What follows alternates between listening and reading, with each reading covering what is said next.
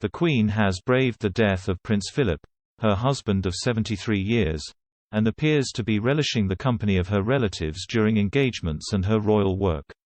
Royal commentator Camilla Tominey noted, "While it has only been 12 weeks since the Duke of Edinburgh died, it is not surprising to see Her Majesty positively embracing life.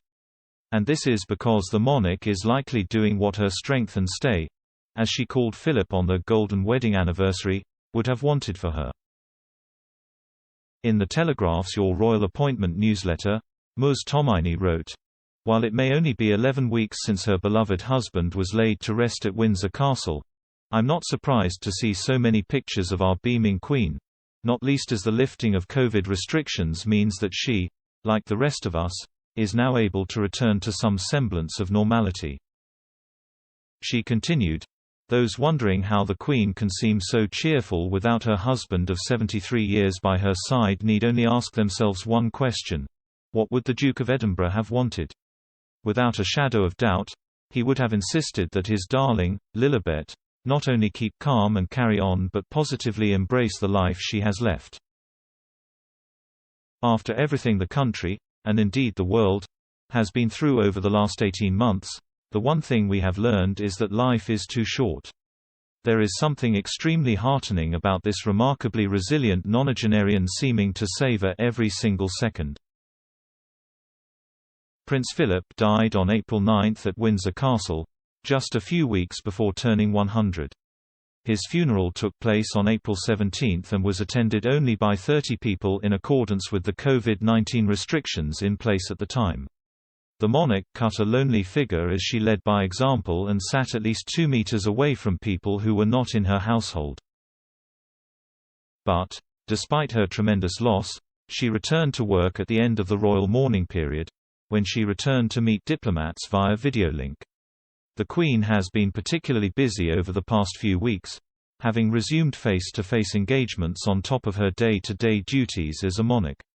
Almost a month ago, she travelled to Cornwall to attend a reception with leaders at the G7 summit, where she also met for the first time U.S. President Joe Biden and the U.S. First Lady Dr. Jill Biden.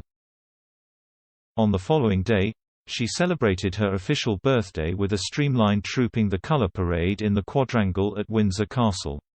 And only 24 hours later she hosted the U.S. presidential couple for tea and a private audience. 2 weeks ago, Her Majesty resumed her in-person weekly audience with Prime Minister Boris Johnson, after carrying him out via phone call since the beginning of the pandemic. And last week she toured Glasgow, Edinburgh and Stirling as part of the annual Royal Week north of the border.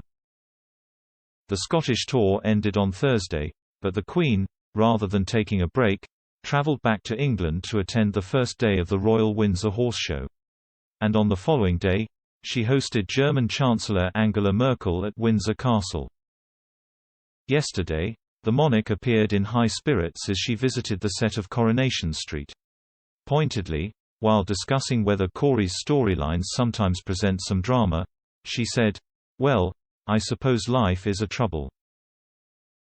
Ms. Tominey's belief the Queen is behaving as the Duke of Edinburgh would have wanted her to comes after royal commentator Richard Kay said the monarch and the prince had talked about how they would get on if the other passed away.